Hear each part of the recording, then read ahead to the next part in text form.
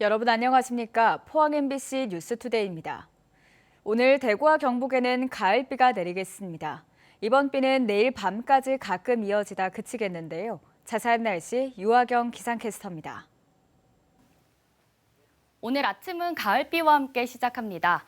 레이더 영상 보시면 서해상에서 비구름대가 계속해서 유입되고 있는데요. 서해상에서 발달한 저기압의 영향으로 현재 대구와 경북 대부분 지역에 비가 내리고 있고요. 이번 비는 대구와 경북 남부에는 내일 오후까지, 경북 북부는 내일 밤까지 가끔 이어질 전망입니다. 비는 곳에 따라 소강 상태를 보이는 곳도 있겠습니다. 내일까지 우리 지역에 예상되는 강수량은 5에서 최대 40mm고요. 동풍의 영향을 받는 경북 북부 동해안에는 20에서 70mm로 꽤 많은 양의 비가 내리는 곳도 있겠습니다. 오늘 가을비가 내리면서 기온은 평년 수준을 웃돌겠고요. 비가 그치고 모레부터는 낮과 밤의 기온차가 더 커질 전망입니다.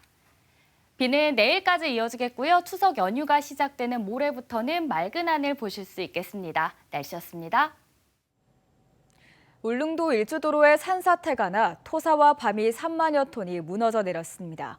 하마터면 대형 참사가 벌어질 뻔했는데 다행히 새벽 시간 오가는 차량이 없어 인명피해는 발생하지 않았습니다.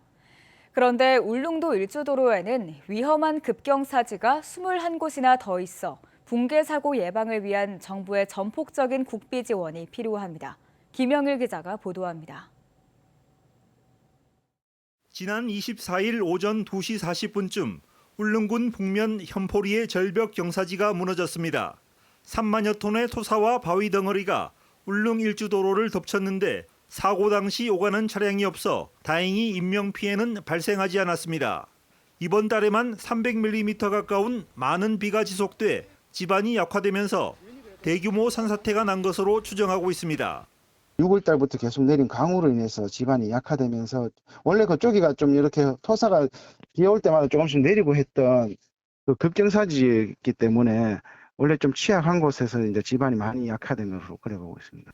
일주도로가 막히면서 추석 명절을 앞두고 울릉 주민들과 관광객들이 큰 불편을 겪고 있습니다. 울릉군은 응급 복구에 나서 이틀간 2천여 톤의 토사를 제거했습니다. 추석 전까지 차량 통행을 목표로 하고 있지만 토사가 계속 흘러내리면 복구 작업에 최대 열흘 정도 걸릴 것으로 예상하고 있습니다.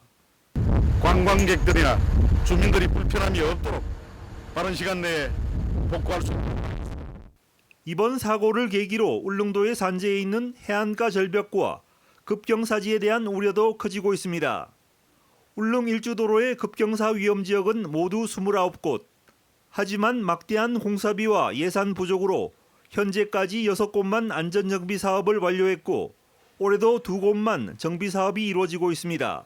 급경사지 붕괴 위험지역은 이 계획에 맞춰가지고 계속 예산이 국도비 확보되는 대로 계속 사업을 이어서 하고 있습니다. 전폭적인 국비 지원이 이루어지지 않을 경우 남아있는 21개 위험 지역을 모두 정비하는 데 최소 10년 이상 걸릴 것으로 예상됩니다. 독도 영토 수호의 근거지인 울릉도에는 지난해 46만여 명의 관광객이 찾았는데 일주도로 급경사지의 붕괴 사고는 자칫 대규모 참사로도 이어질 수 있습니다. 이 때문에 정부가 적극적으로 국비 지원에 나서 급경사지 정비 사업을 조기에 마무리해 울릉 주민과 관광객들의 안전을 시급히 확보해야 한다는 지적이 제기되고 있습니다. MBC 뉴스 김형일입니다. 영덕군은 축산항 도시 침수 예방 사업에 국비 45억 원을 추가로 확보해 총 사업비가 220억 원으로 증액됐다고 밝혔습니다. 이번 국비 확보로 배수 펌프장 1개소와 빗물바지 정비 127개소, 4.6km 구간의 우수관로 신설 및 교체 공사가 추가로 실시됩니다. 한편 영덕 축산항 일대는 침수 피해가 잦아 2020년부터 하수도 정비 중점 관리 지역으로 지정돼 도시 침수 예방 사업을 실시하고 있습니다. 지난 7월 폭우로 경북에서 27명의 사망 실종자가 발생한 지 어느덧 2달이 흘렀습니다. 산림청이 산사태 원인을 분석한 1차 보고서를 최근 냈는데 기록적인 폭우로 인한 천재, 즉 사람이 어찌 해볼 도리가 없는 자연재난으로 봤습니다. 하지만 산사태 현장을 찾은 산림 전문가들은 산림청의 결론이 너무 섣부르다고 지적하고 있습니다. 이도훈 기자가 취재했습니다. 산사태로 70대 노부부 2명이 숨진 예천군 감천면 진평리. 부부가 살던 집이 통째로 사라진 자리에서 산사태가 시작된 방향으로 임도가 보입니다. 위에는 말짱한데 그 밑에 임도 밑에서부터 시작이 돼가지고 내려왔거든요. 그 양이 엄청나게 큰 꼴짜기가 통째로 내려와 버렸어. 산림청이 작성한 산사태 원인 조사 보고서입니다. 강우가 이번 산사태의 가장 주요한 요인이고 급경사지와 불량한 나무 생육이 영향을 미쳤다고 분석했습니다. 그런데 과연 이것뿐일까? 마을 주민들이 가리킨 임도로 올라가 봤습니다. 임도 시작점을 알리는 비석입니다. 바로 옆에는 이곳에서 산사태가 발생했다는 현수막이 걸려 있습니다. 산사태가 난 임도로 들어와 보니 임도를 위해 인위적으로 쌓은 성토가 모두 휩쓸려 내려갔음을 알 수 있습니다. 진평리의 경우 임도 3곳에서 발생한 산사태가 계곡부 한 곳에서 만나며 마을을 덮친 것이 확인됐는데 임도를 위해 만든 물길이 결정적이었습니다. 여기 위에서 내려오는 물을 집중시키고요. 그다음에 임도를 따라서 이렇게 물을 집중시켜서 모아서 한꺼번에 내리게 이렇게 물이 모이는 지점이죠. 물이 모여서 나가게 되다 보니까 당연히 계곡으로 물이 집중되고 그 힘이 굉장히 강력해지는 거죠. 하지만 산림청 용역을 받아 보고서를 작성한 한국치산기술협회는 시멘트로 닦은 임도가 멀쩡한 만큼 임도가 산사태에 영향을 미치지 않았다는 입장입니다. 임도가 문제였다고 하면은 그 노체도 같이 날아가야 되고요. 임도 면이 같이 붕괴가 되거나 2명이 숨진 봉화군 춘향면 서동리 산사태도 산림청 보고서에 담기지 않은 내용이 현장에서 확인됐습니다. 보고서에선 집중호우가 주 요인으로 작용해 사면 붕괴로 이어졌다고 분석했습니다. 하지만 취재진이 직접 산사태 시작점을 확인해봤더니 토사가 무너지기 시작한 주변 곳곳에 벌목한 나무들이 아무렇게 방치돼 있습니다. 이 지역은 지난해를 비롯해 산림청의 숲가꾸기 사업이 최소 2번 진행돼 약 7헥타르의 산림이 벌목된 것으로 확인됐습니다. 비가 오면은 키가 큰 나무의 잎에서 힘을 줄여주고 그다음에 비도 막아주고 중간 키 나무에서도 그게 전부 다 지금 사라진 상태로 보이는 거죠. 그래서 하늘이 전체적으로 땅하고 바로 연결이 돼서 비가 오게 되면은 빗물이 땅에 바로 직격으로 떨어지게 되죠. 취재진이 확인한 2지역 모두 산림청이 시행한 임도 사업과 벌목 사업이 산사태에 직간접적인 영향을 미쳤을 수 있는 겁니다. 하지만 산림청 보고서는 산사태 원인을 대부분 기록적인 폭우 탓으로 돌렸습니다. 산사태 원인에 대한 정확한 인과관계 분석이 선행되어야 실효성 있는 예방 대책도 나올 수 있다고 전문가들은 지적하고 있지만 산림청 보고서가 이 기준에 부합하는지는 의문입니다. MBC 뉴스 이돈입니다. 포항세관은 지난달 경북 동해안의 수출은 11억 3천여만 달러로 지난해 같은 달에 비해 5.5% 증가하고 수입은 5억 9천여만 달러로 34.5% 감소해 5억 4천만 달러의 흑자를 기록했다고 밝혔습니다. 품목별 수출은 전체 수출의 52%를 차지하는 철강 금속이 5억 7천여만 달러로 15% 줄어든 반면 화학공업은 4억 4천여만 달러로 56% 증가했습니다. 지역별로는 유럽과 미국, 중남미 수출은 늘어난 반면 중국과 일본, 동남아 등은 줄었습니다. 2050 탄소 중립 목표 달성을 위해선 수소경제 대전환이 반드시 필요한데요. 수소 연료전지 클러스터로 지정된 포항이 우리나라 수소경제 대전환을 선도하겠다고 선포했습니다.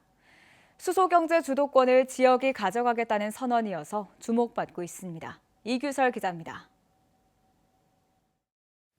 수소 연료전지는 수소를 공기 중 산소와 반응시켜 전기를 얻는 장치입니다. 온실가스 배출 없이 전기를 생산해 기후변화 위기를 극복하기 위한 핵심 에너지원으로 주목받고 있습니다.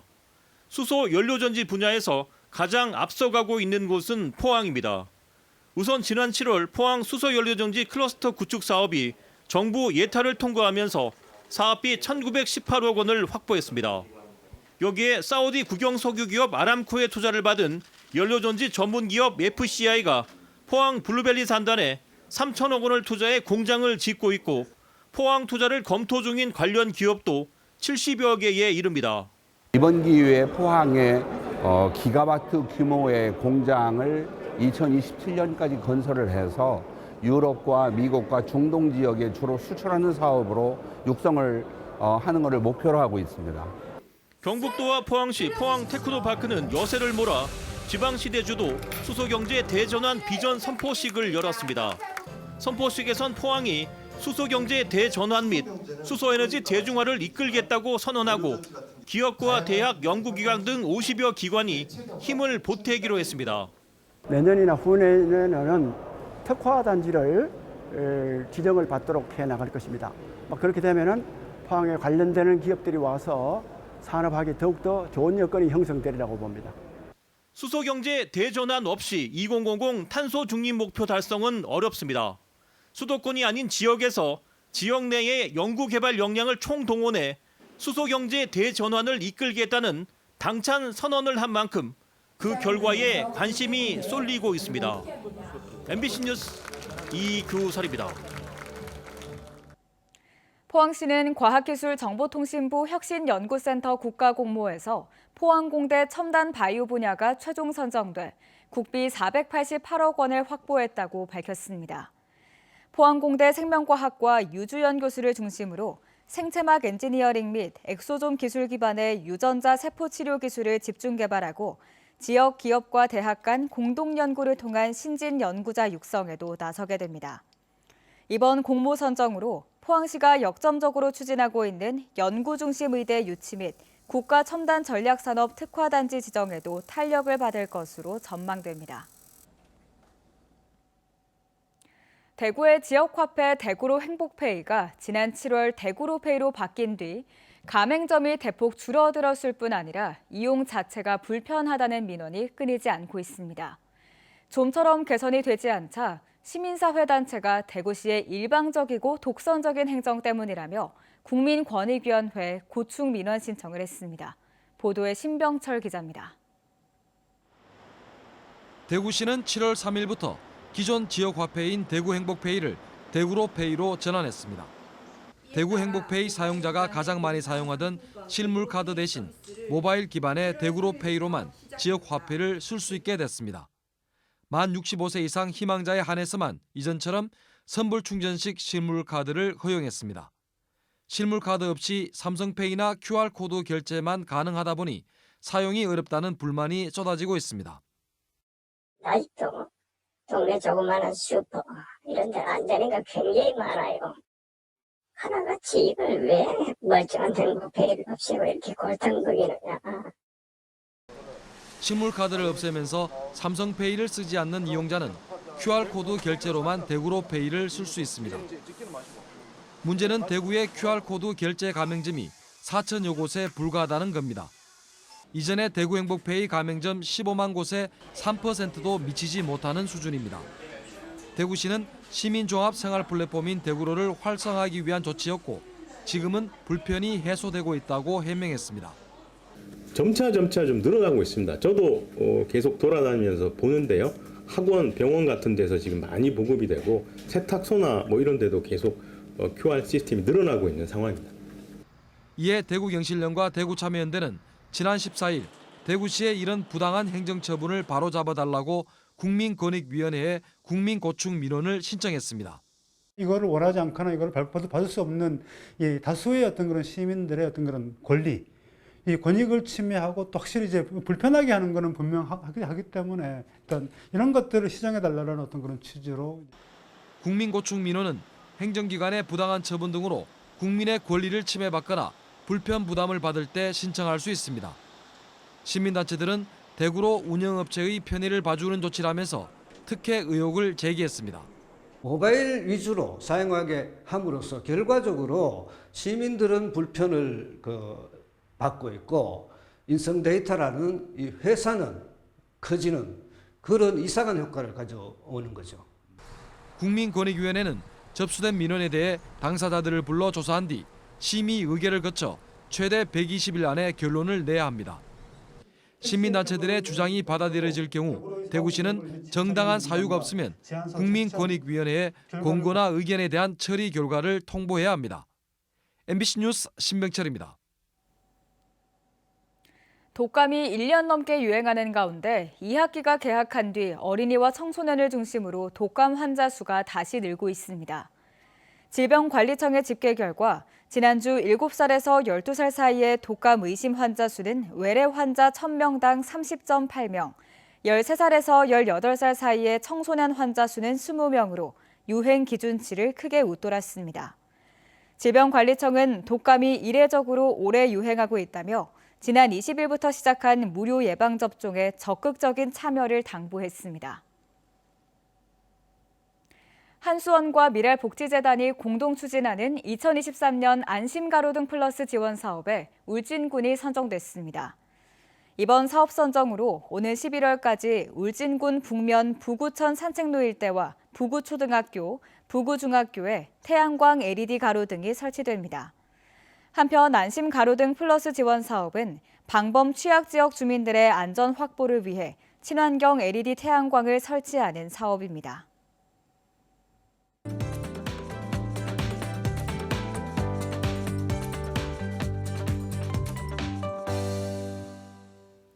오늘 아침은 가을비와 함께 시작합니다. 레이더 영상 보시면 서해상에서 비구름대가 계속해서 유입되고 있는데요. 서해상에서 다가온 저기압의 영향으로 현재 대구와 경북 대부분 지역에 비가 내리고 있고요. 이번 비는 대구와 경북 남부에는 내일 오후까지, 경북 북부는 내일 밤까지 이어질 전망입니다. 비는 곳에 따라 소강 상태를 보이는 곳도 있겠습니다. 내일까지 우리 지역에 예상되는 강수량은 5에서 최대 40mm고요. 동풍의 영향을 받는 경북 북부 동해안에는 20에서 70mm의 꽤 많은 양의 비가 내리는 곳도 있겠습니다. 오늘 가을비가 내리면서 기온은 평년 수준을 웃돌겠고요. 비가 그치고 모레부터는 낮과 밤의 기온차가 더 커질 전망입니다. 위성 영상입니다. 오늘 전국적으로 서해상에서 다가오는 저기압의 영향을 받겠고요. 자세한 지역별 날씨 보시면 오늘 우리 지역 대체로 흐린 가운데 내일까지 비가 오다 그치다를 반복하겠습니다. 바다의 물결은 최대 0.5m에서 1.5m로 잔잔하게 일겠습니다. 오늘 아침 대구의 기온은 20도, 김천은 19도로 아침 기온은 어제보다 2, 3도가량 높게 출발하고요. 낮에는 대구 24도, 김천은 23도로 24도 안팎 예상됩니다. 경북 북부도 대부분 지역에서 어제와 비온 비슷하게 시작하는데요. 현재 안동과 영주의 기온은 18도, 낮 기온은 안동 22도, 영주는 21도 머물겠습니다. 화요일 포항의 아침 기온은 21도고요. 낮 기온은 23도 머물겠습니다. 비는 내일까지 이어지겠고요. 추석 연휴가 시작되는 모레부터는 맑은 날씨를 보실 수 있겠습니다. 날씨였습니다. 이상으로 포항 MBC 뉴스투데이를 마칩니다. 시청해주신 여러분 고맙습니다.